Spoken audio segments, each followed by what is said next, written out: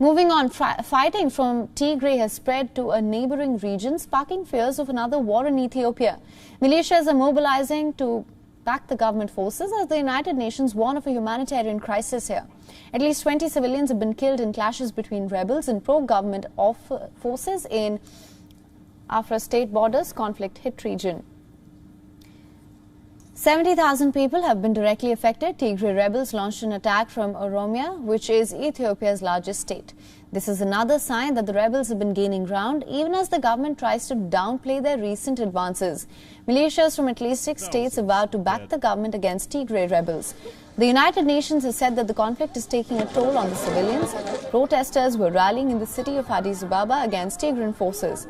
Thousands took to the streets to denounce the forces of northern Tigray. Protesters were also seen dancing and waving flags.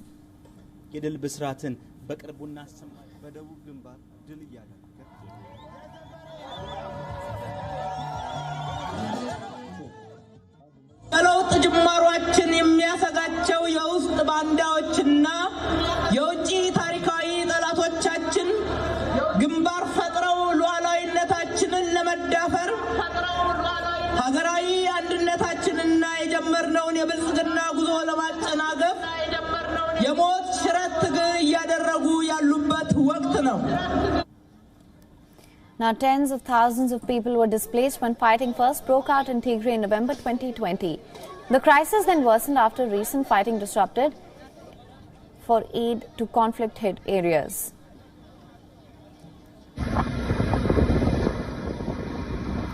This after a World Food Programme convoy came under attack. The UN Food Agency was forced to suspend its operations. The Tigray conflict took a drastic turn last month when a rebel group called the Tigray Defense Forces captured the state's capital. The TDF backs the state's erstwhile ruling party, the Tigray Liberation Force. Prime Minister Abiy Ahmed announced a ceasefire, which is yet to come into effect. Last year, the Ethiopian army dislodged TPLF from power. However, intermittent clashes continued.